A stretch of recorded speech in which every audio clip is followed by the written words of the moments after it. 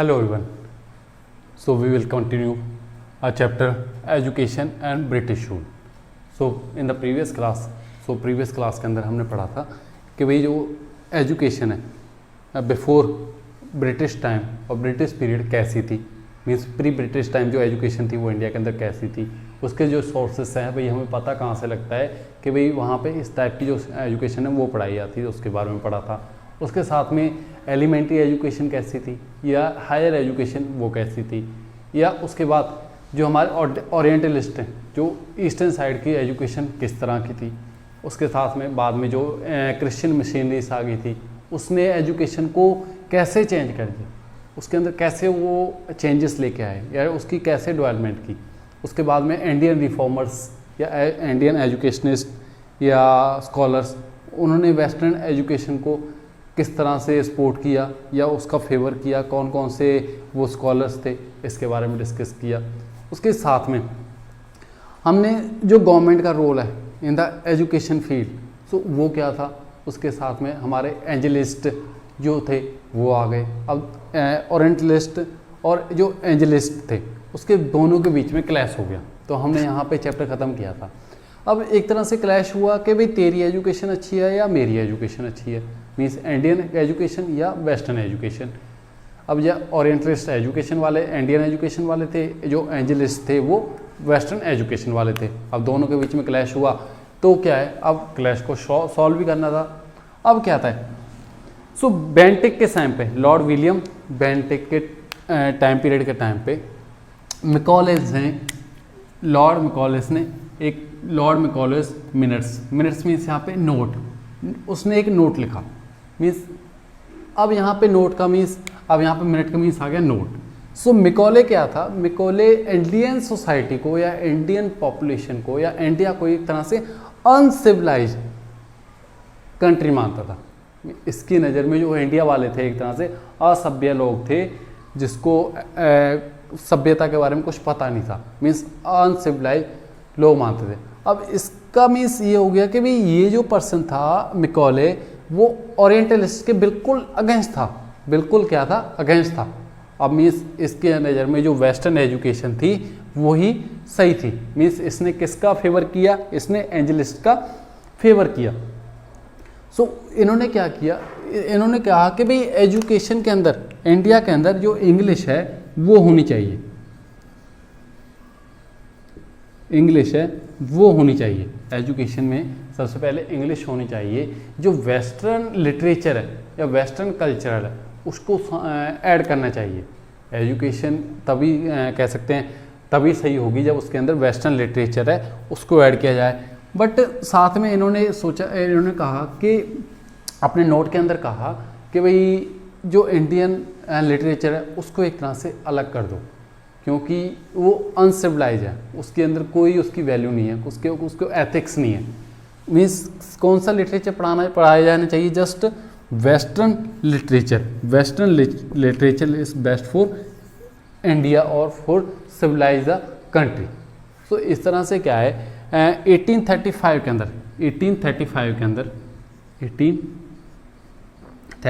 अंदर resolution pass कर दिया। रेजोल्यूशन पास किया कि जो इंडिया के अंदर एक तरह से इंग्लिश है वो मेन लैंग्वेज हो जाएगी, इंग्लिश है वो एक तरह से मेन लैंग्वेज हो जाएगी। सो अब जो एजुकेशनल इंस्टीट्यूशंस हैं वहाँ की जो लैंग्वेज होगी या इंस्ट्रक्शन ऑफ टॉट वो क्या होगा, मीडियम ऑफ इंस्ट्रक्शन वो क्या होगा, वो इंग्लिश लैंग्वेज के अंदर होगा। पहले जो संस्कृत लैंग्वेज चली आ रही थी उसको ख़त्म करके जो क्या है, इंग्लिश लैंग्वेज को एक तरह से मेन लैंग्वेज बता दिया इन द इंस्टीट्यूशंस और इन द एजुकेशनल इंस्टीट्यूशंस। अब क्या है, अच्छा जो गवर्नमेंट जो सपोर्ट कर रही थी, किसको सपोर्ट कर रही थी, ओरिएंटल एजुकेशन को। अब क्या है, उसने एक तरह से उसको भी कर दिया। से इसने बोला कि भाई हाँ, एक तरह से जो टेक्स्ट बुक्स हैं वो होनी चाहिए हर एक क्लास के लिए, हम कह सकते हैं अलग अलग जो टेक्स्ट बुक हैं वो होनी चाहिए। पहले कोई टेक्स्ट बुक नहीं थी, सब ओरल लर्निंग करते थे।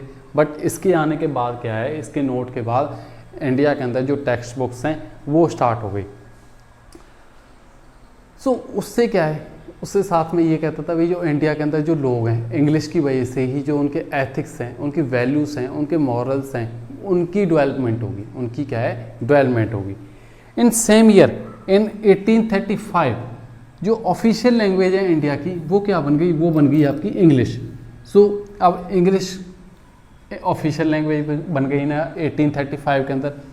अब क्या है, जिसको इंग्लिश आती थी तो वो बंदा कामयाब है, जिसको नहीं आती वो नहीं है। क्यों? क्योंकि ऑफिशियल लैंग्वेज उसको बोलते हैं जो ऑफिस के जो वर्क है उसको उसके काम में आती है। सो अब क्या है, जो ऑफिस के अंदर जो इंग्लिश है वो मेन लैंग्वेज बन गई, जो भी काम होगा वो इंग्लिश के अंदर होगा। अब क्या है, जिसको गवर्नमेंट सर्वेंट बनना है या गवर्नमेंट एम्प्लॉय बनना है उसके लिए इंग्लिश सीखना सबसे मेन था। उसको वो तभी गवर्नमेंट एम्प्लॉय बन सकता था जब उसको इंग्लिश लैंग्वेज है वो अच्छे से आती हो। अब ये बन गई। उसके बाद क्या है, 1854 के अंदर जो ईस्ट इंडिया कंपनी है, 1854 के अंदर जो ईस्ट इंडिया कंपनी है उन्होंने क्या है, एक एजुकेशनल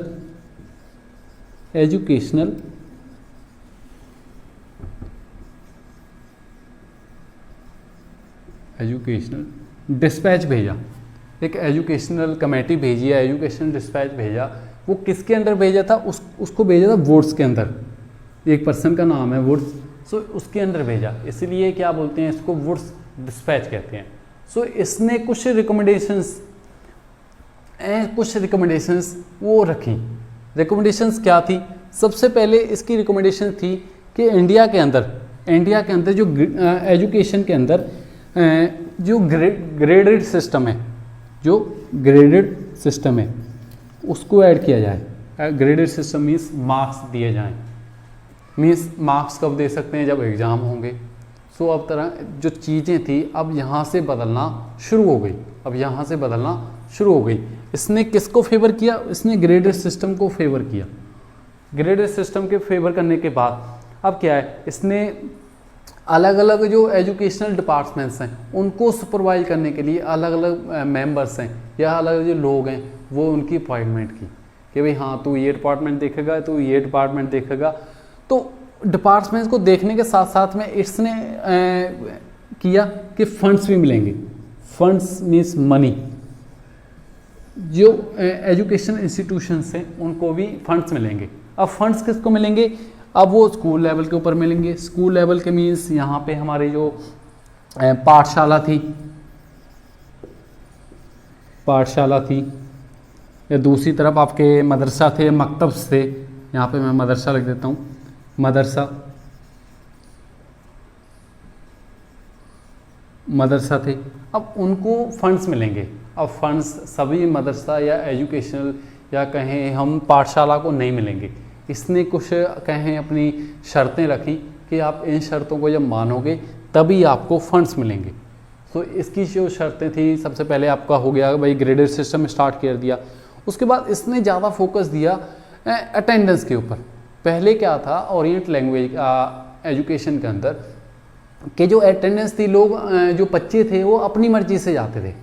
जब सपोज करो बच्चा अब जाना चाहता है, मॉर्निंग टाइम जाना चाहता है तो मॉर्निंग टाइम चले जाए, अगर इवनिंग टाइम जाना चाहता है तो इवनिंग टाइम चले जाए।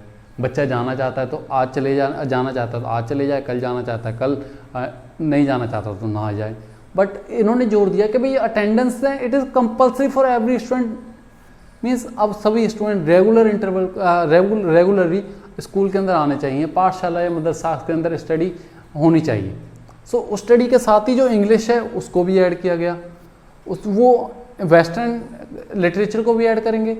मीन्स अब क्या है, अब जो शर्तें को मान रहे थे पाठशाला या कहें हम मदरसा, अब उनको तो फंड मिल जाता था। But on the other hand जो नहीं मानते थे वो क्या है, उनको फंड नहीं दिया जाता था। और साथ ही साथ अब इन्होंने एक तरह से इसके अंदर किसकी स्टार्टिंग की, फीस की। अब चाहे पुअर पर्सन है, कोई चाहे रिच पर्सन है, अब सभी के लिए क्या हो गया, जो फीस है कुछ जो हम अमाउंट देते हैं स्कूल के लिए, वो एक तरह से कंपल्सरी कर दी। चाहे वो गरीब बंदा है चाहे कोई अमीर बंदा है, उसके लिए फ़ीस है वो कंपलसरी हो गई। अब क्या है, जो बेचारे जो गरीब लोग हैं या उस टाइम के अंदर जो गरीब लोग हैं वो फ़ीस नहीं दे पाते थे, तो क्या है वो स्कूल भी नहीं जाते थे, but fees very compulsory for going to school. So school जाने के लिए जो फ़ीस थी वो कंपलसरी थी। अब कुछ उसकी वजह से क्या है, जो पेरेंट्स हैं या बच्चे हैं वो स्कूल से हट गए। सो वो उनको अलग अलग जो डिफ़िकल्टीज़ हैं उसको वो फेस करने लग गए। सो उसकी वजह से क्या है, जो मास इलिटरेसी है वो बढ़ गई। मीन्स लोग स्कूल नहीं जाते थे, या बच्चे जो स्कूल थे वो नहीं जाते थे, या पेरेंट्स उनको स्कूल है वो नहीं भेजते थे। सो उसी के साथ में जो और शर्तें थी, जैसे कि जो टेक्स्ट बुक हैं वो होनी चाहिए, उसके साथ में एक एग्ज़ाम भी होना चाहिए, ग्रेडेड सिस्टम भी लागू कर दिया। सो एक पर्टिकुलर क्लास वाइज जो करिकुलम है वो होना चाहिए, प्रैक्टिकल नॉलेज होनी चाहिए, सब्जेक्टिव जो ऑरल एक्सपीरियंस नहीं मिलता वो प्रैक्टिकल नॉलेज के अंदर मिलना चाहिए। मीन्स इस तरह के इन्होंने अपने जो व्यू हैं वो रखे या उसको लागू किया। अब क्या है, इनका लागू करने का मतलब ये था, अगर लोग इंग्लिश एजुकेशन वेस्टर्न एजुकेशन के अंदर जाएंगे तो सबसे पहले हमें किस में फ़ायदा होगा, हमें होगा ट्रेड में फ़ायदा, ट्रेड एंड कमर्स में फ़ायदा होगा। ट्रेड और कमर्स में फ़ायदा क्यों होगा कि जो लोग हैं, पढ़े लिखे लोग हैं, वो अच्छे से ट्रेड कर सकेंगे। सो एक तो ये फ़ायदा हो गया। साथ में अगर लोग वेस्टर्न एजुकेशन या को अडॉप्ट करेंगे या सीखेंगे तो क्या है, उनका वे ऑफ लाइफ हमारे जैसा हो जाएगा, मीन्स वेस्टर्न कल्चर के अकॉर्डिंग हो जाएगा। जब वेस्टर्न कल्चर के अकॉर्डिंग होगा तो उसको किस चीज़ की ज़रूरत होगी, उसको वो कहेगा भी मैं भी वेस्टर्न कल्चर के अंदर अकॉर्डिंग जीना है, तो वो चाहिए होंगे उनको गुड्स, उनका सामान है वो इंडिया के अंदर बिकेगा, तो क्या है वो एक्साइज ड्यूटी लगाएंगे, उससे टैक्स आएगा, उससे पैसा आएगा। तो इस तरह से क्या है, वो ट्रेड में फ़ायदा चाहते थे। साथ के साथ वो कहते भाई अगर एजुकेशन होगी, अगर इनके लिए एजुकेशन अच्छी होगी तो हमें क्या है, जो रीजन है उसको एडमिनिस्ट्रेशन के लिए वो भी फ़ायदा होगा, हमें एडमिनिस्ट्रेशन के लिए वो भी फ़ायदा होगा। मीन्स एक तरह से ये इनका रोल था। उसके बाद 1857 के अंदर अलग अलग 3 यूनिवर्सिटी बनी। 1857 के अंदर जो अलग अलग 3 यूनिवर्सिटी बनी, 1857 वहाँ पे अलग अलग जो यूनिवर्सिटी हैं वो बनी।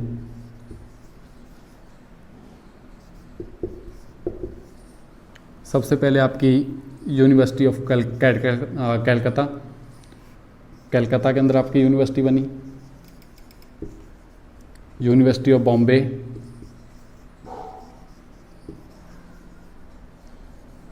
यूनिवर्सिटी ऑफ मद्रास,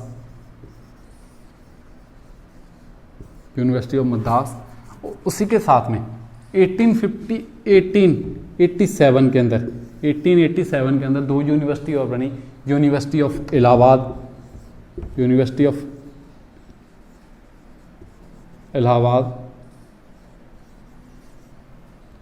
यूनिवर्सिटी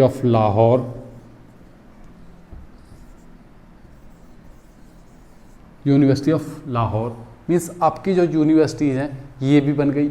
उसी के साथ में यहाँ पे हमारा IIT रुड़की जो इंजीनियरिंग कॉलेज था रुड़की के अंदर स्टार्ट हुआ।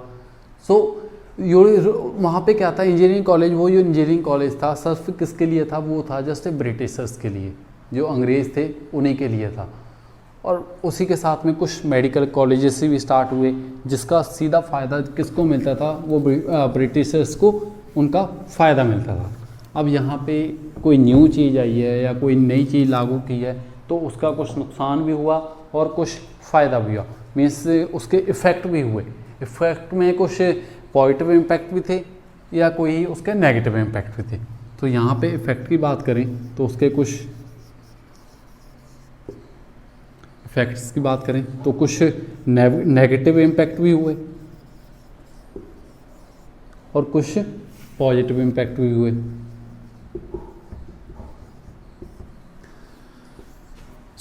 नेगेटिव इम्पैक्ट में सबसे पहले हमारा आ गया गर्ल्स एजुकेशन।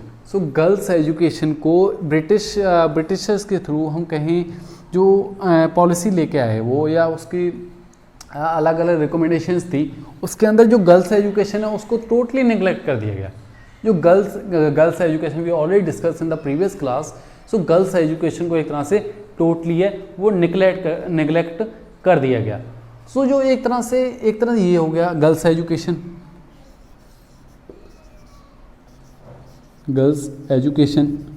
उसकी तरफ सेकंड नंबर पे आ गया हमारे जो कास्ट सिस्टम की वजह से, कास्ट सिस्टम या कहीं हम जो सोसाइटी के अंदर ये मानते थे कि जो एजुकेशन है वो हम हायर क्लासेस को दे देते हैं, हायर क्लास में हिंदू और मुस्लिम्स को देते हैं, ये हिंदू मुस्लिम से बाकी जो लोअर क्लासेस है उनको एजुकेशन दे देंगे। बट इसकी वजह से क्या है, जो लोअर क्लासेस हैं उनको एजुकेशन नहीं मिल सकी। अब एजुकेशन किसको मिली, जस्ट वो मिली हायर क्लासेस वाले लोगों को। अब तीसरा क्या है, तीसरा ये है अब इंग्लिश एजुकेशन या कहें हम वेस्टर्न एजुकेशन लागू कर दी। वेस्टर्न एजुकेशन लागू की, उसके अंदर क्या है, जो इंडियन लिटरेचर है उसको टोटली निगलेक्ट कर दिया कि भाई इंडियन लिटरेचर तो बिल्कुल कोई काम का ही नहीं है, इंडियन लिटरेचर बिल्कुल काम का ही नहीं है क्योंकि ये अनसाइंटिफिक है, इसकी कोई मॉरल वैल्यू नहीं है, इसके कोई एथिक्स नहीं है। अब ये कह के इंडियन लिटरेचर को एक तरह से साइड में कर दिया गया। सो इसी तरह से मैंने आपको पहले बताया कि जो रुड़की के अंदर या कहीं अदर जो मेडिकल कॉलेजेस थे वो बने, बट उसका फ़ायदा किसे मिलता था, उसका फ़ायदा सिर्फ कॉमन पीपल्स को नहीं मिलता था, उसको हायर क्लासेस के या कहें जो ओनली जस्ट ब्रिटिशर्स वो एडमिशन ले सकते थे। अब if you talk about a positive impact, अगर हमने इंग्लिश यहाँ पे सबसे पहले मेन चीज़ क्या थी, वो इंग्लिश थी, वो मेन चीज़ थी, भाई इंग्लिश सीखनी है। सो इंग्लिश सीखेंगे तो हमारी क्या है, कम्युनिकेट स्किल्स हैं, कम्युनिकेट स्किल्स वो डेवलप होंगी, कम्युनिकेटिव स्किल्स डेवलप होंगी तो हम किसी भी कंट्री के अंदर जाके जो यहाँ पे इंग्लिश बोली जाती है वहाँ आसानी के साथ कम्युनिकेट कर सकते हैं, हम ट्रेड कर सकते हैं, कमर्स कर सकते हैं हम, सो ट्रेड एंड कमर्स कर सकते हैं। सो इस तरह से क्या है, वो फ़ायदा किसको हो रहा था, वो कम्युनिकेशन के अंदर हो रहा था, वो फ़ायदा कम्युनिकेशन के अंदर हो रहा था।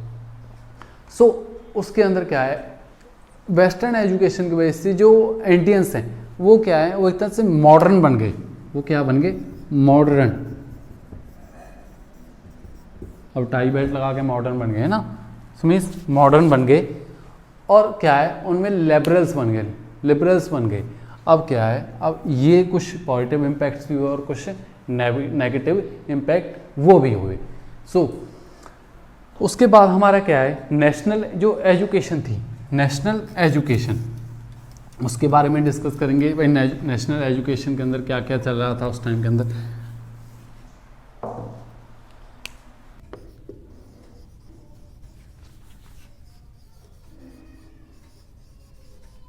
एजुकेशन, सो नेशनल एजुकेशन के अंदर क्या है, सो नेशनल एजुकेशन के जब वेस्टर्न जो एजुकेशन थी वो एक तरह से इंडिया के ऊपर थोप दी गई, तो क्या है, इंडिया के अंदर जो अलग अलग स्कॉलर्स थे वो उन्होंने क्या किया कि भाई वो सोचते थे कि भाई जो वेस्टर्न एजुकेशन है वो इंडिया के अंदर थोपी जा रही है, जो वेस्टर्न कल्चर है उसको इंडिया के ऊपर थोपा जा रहा है, बट जो इंडियन लिटरेचर है या इंडियन कल्चर है, इंडियन सोसाइटी का जो कल्चर है वो सबसे अच्छा है। मीन्स अब क्या है, मीन्स टोटली जो इंडियन कल्चर को निगलेक्ट किया जा रहा था, इंडियन लिटरेचर को निगलेक्ट किया जा रहा था, उसको क्या है, उसको उठाने के लिए जो अलग अलग स्कॉलर्स हैं या एजुकेशनिस्ट ने उन्होंने स्टेप लिए, उसको उन्होंने किसको डेवलप करने के स्टेप लिए, नेशनल एजुकेशन को डेवलप करने के स्टेप लिए। उसके अंदर क्या है, सबसे पहले हमारे great poet Rabindranath Tagore, poet we also know about him, Rabindranath Tagore,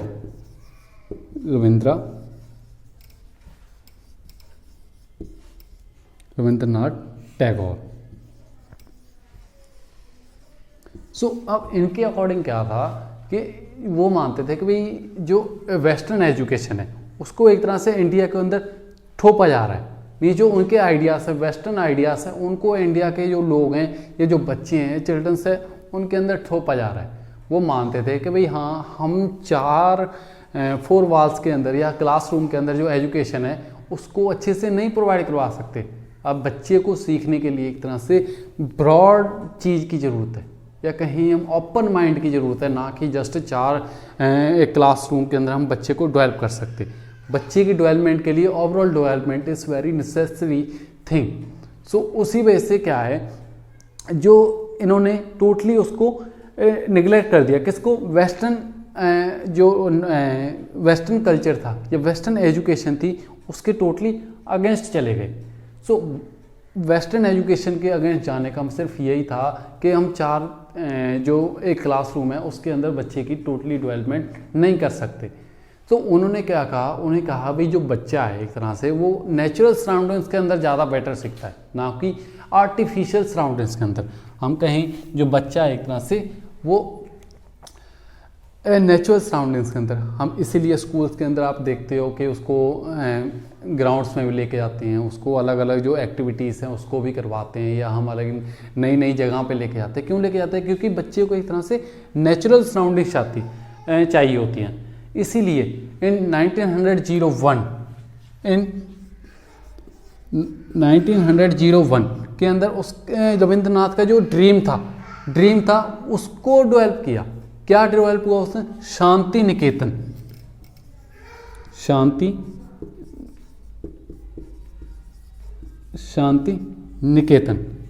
निकेतन है वो उसने एक तरह से बनाया।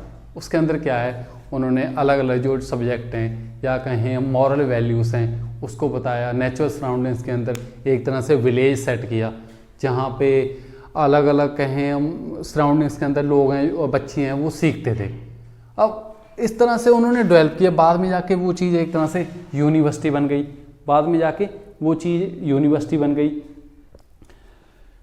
उसके अंदर अलग अलग जो सब्जेक्ट थे वो भी पढ़ाए, जैसे कि लाइक हिस्ट्री, ज्योग्राफी हो गई हमारी, और फिलॉसफी हो गई, या जो हमारी इंडियन लिटरेचर था वो हो गया, मॉरल वैल्यूज़ थी वो हो गई। इस तरह से क्या है, अलग अलग जो टेक्नोलॉजीज़ के थ्रू या अलग अलग टेक्निक्स के थ्रू वहाँ पे बच्चों को एक तरह से नेचुरल सराउंडिंग्स के अंदर, नॉट जस्ट इन क्लासरूम, वहाँ पे नेचुरल सराउंडिंग्स के अंदर उनको पढ़ाया जाता था। उसी की वजह से क्या है, सो 1906 के अंदर नेशनल काउंसिल ऑफ एजुकेशन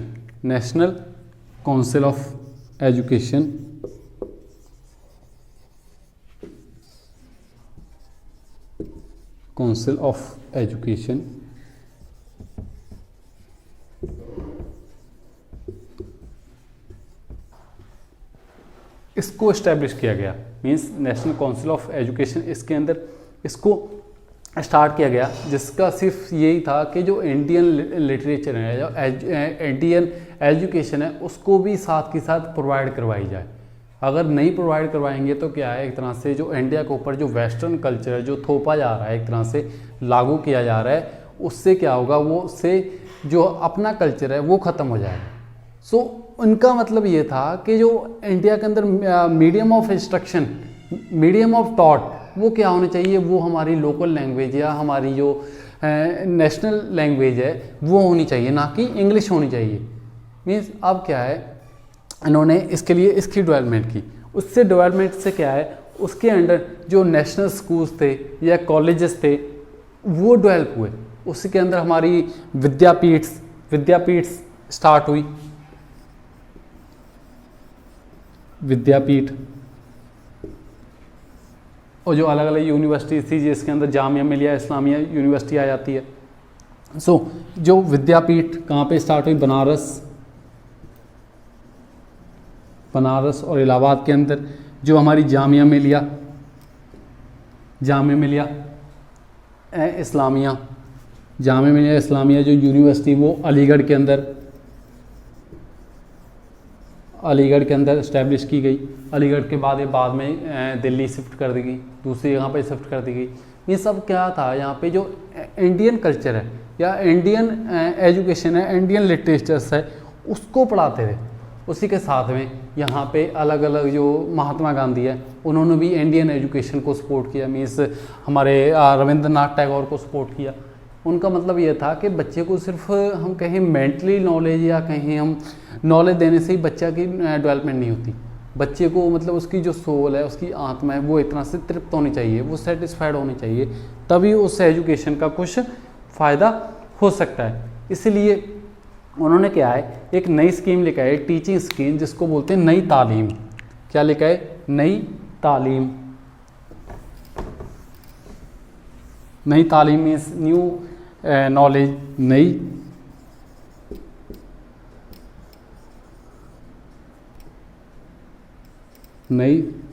तालीम।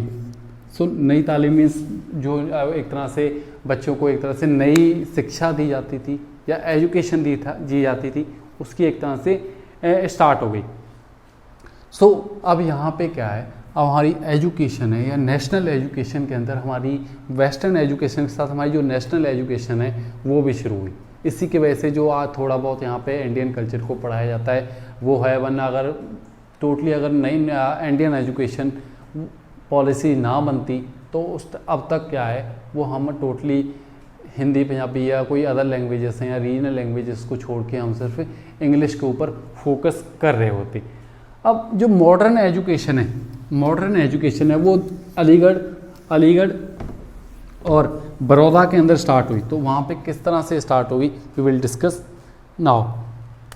Beginning of modern education in Aligarh and Baroda.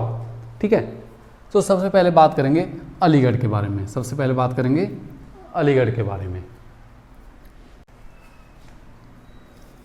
Aligarh के अंदर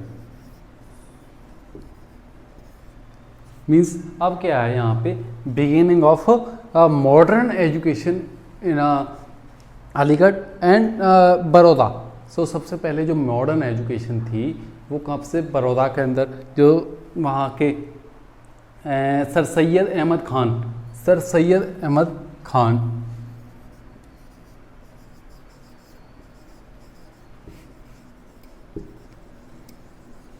खान। सो सबसे पहले ये जो पर्सन थे sir Syed Ahmad Khan, he was a Muslim. So उन्होंने सबसे पहले जो वेस्टर्न एजुकेशन को सपोर्ट किया कि वो एक तरह से साइंटिफिक नॉलेज को या जो एजुकेशन के फेवर में थे।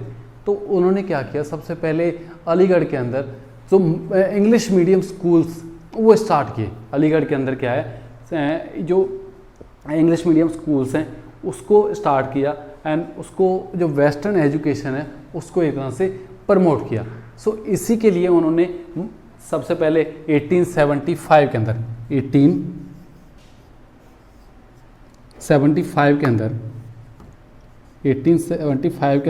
क्या है, 1875 के अंदर उन्होंने मोहम्मदन ओरिएंटल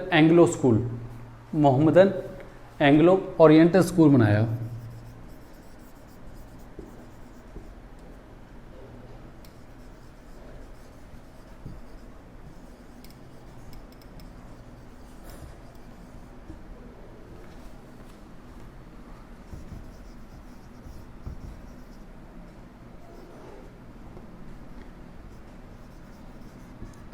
इंस्टीट्यूशन वो बनाया, तो बाद में जाके इसका जो नाम था वो चेंज हो गया। वो किस में चेंज हुआ, अलीगढ़ मुस्लिम यूनिवर्सिटी। अलीगढ़ मुस्लिम यूनिवर्सिटी मीन्स क्या है, अब एक तरह से ये क्या है, एक तरह से वो मानते थे कि एजुकेशन है जो वो साइंटिफिक नॉलेज के साथ साथ हमारी जो अलग एजुकेशन है वो भी मिलनी चाहिए, हमें जो मॉरल एजुकेशन है वो भी हमें मिलनी चाहिए। इसीलिए उन्होंने क्या है, उन्हें आर्ट एंड क्राफ्ट के साथ या कहें हम अदर सब्जेक्ट के साथ जो साइंटिफिक या प्रैक्टिकल नॉलेज थी वो भी प्रोवाइड करवाई जाने लगी। तो इस तरह से क्या है, जो मुस्लिम्स के लिए या कहें जो मुस्लिम कल्चर के अंदर अब जो इंग्लिश को लेकर आए या वेस्टर्न एजुकेशन के लेकर आए तो वो कौन थे, सर सैयद अहमद खान। सो इन्होंने जो मुस्लिम कम्युनिटी को एजुकेशन देने के लिए अलग अलग जो स्टेप्स हैं वो लिए। जो इनको फेवर किस किस ने किया, इनको फेवर किया मोहम्मद अली, हसरत मोहिनी, रफ़ी अहमद किडवाई, राजा महेंद्र प्रताप। सो एक तरह से क्या है, अब जो जो अलीगढ़ मुस्लिम यूनिवर्सिटी थी, अब इसको एक तरह से साइंटिफिक नॉलेज जो हम कहें जो मुस्लिम कम्युनिटी थी जो या उसके अंदर जो लर्न करते थे उनको दी जाने लगी। उसी के साथ में अब अगर बड़ौदा की बात करें, सो बड़ौदा एट प्रेजेंटली कहाँ पे है बड़ौदा? सो बड़ौदा इस टाइम हमारा है गुजरात के अंदर। सो उसका पुराना नाम बड़ौदा था, जो न्यू नाम है बड़ौदा। और बड़ौदा की बात करें,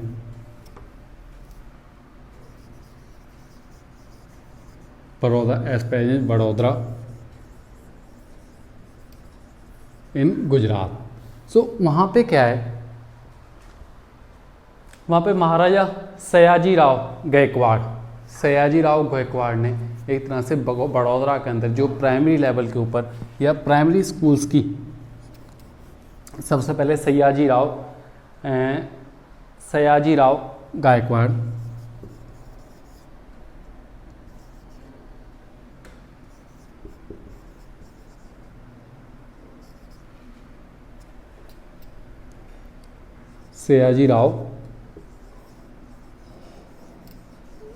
गायकवाड़ सो इस पर्सन ने क्या है, वडोदरा के अंदर हमारे उस टाइम के जो प्रिंसेसली स्टेट थी, सो वहाँ पे क्या है प्राइमरी स्कूल्स की स्टार्टिंग की कि जगह जगह पे जो प्राइमरी स्कूल्स थे उसको इस्टेब्लिश किया गया। सो उसी के साथ क्या है, जो टेक्निकल इंस्टीट्यूशंस हैं उनको भी एक तरह से डेवलप किया ताकि जो लोग हैं वो अपने क्या कहें बाकी सब्जेक्ट के साथ जो टेक्निकल फील्ड के अंदर जो नॉलेज लेना चाहते हैं वो वहाँ से आसानी के साथ ले सकते हैं। सो उन्होंने एक तरह से बड़ौदा के अंदर प्राइमरी स्कूल के साथ जो इंग्लिश मीडियम इंस्टीट्यूशन थे उनको भी डेवलप किया, उनको भी इस्टेब्लिश किया ताकि जो बच्चे हैं वहाँ पे इंग्लिश मीडियम के अंदर आर्ट और साइंस और साथ में जो टेक्नोलॉजी है उसकी एजुकेशन भी ले सकें। सो अब क्या है, उन्होंने एक तरह से सपना सोचा था कि भाई जो इंग्लिश एजुकेशन है कहे हम वो बड़ौदा के लिए बनाएंगे। सो उन्होंने एक तरह से सपना सोचा, बट उनका जो सपना था उनके रहते हुए पूरा नहीं हुआ। बट इन 1946 के अंदर जो इनका ग्रैंडसन था उन्होंने इस सपने को पूरा किया।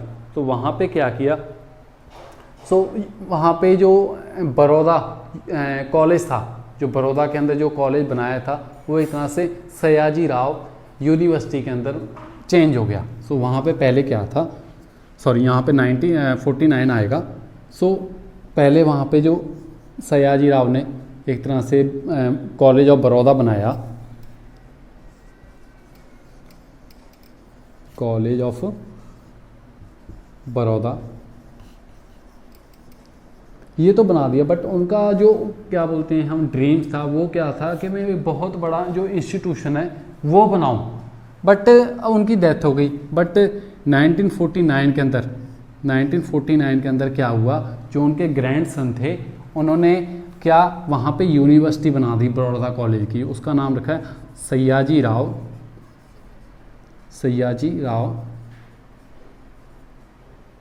University of Baroda.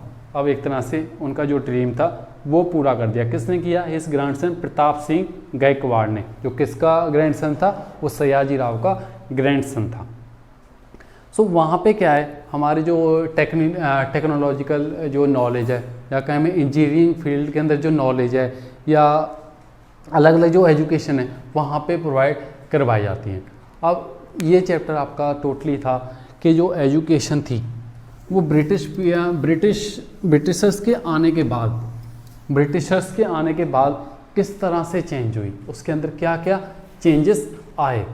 Means education पहले कुछ और थी कि हम प्री हिस्ट्री टाइम के अंदर चले जाएं या प्री ब्रिटिश टाइम से चले जाएं, वहाँ से एजुकेशन को धीरे धीरे चेंज करते हुए कैसे इस टाइम के अंदर सोचे कि भाई जो वेस्टर्न कल्चर और इंडियन कल्चर है उस दोनों को मिक्स कर दिया, तो तब जाके ना हम कह सकते हैं अब यहाँ पे इन दी एंड एक रिजल्ट निकाल सकते हैं, ना ज़्यादा वेस्टर्न एजुकेशन अच्छी है ना ज़्यादा इंडियन एजुकेशन है। हमें इस दोनों को मिक्सअप करके जो बेटर एजुकेशन प्रोवाइड करवाने के लिए जो स्टेप लिए जा रहे हैं वो हमारी गवर्नमेंट भी ले रही है। Okay, thank you.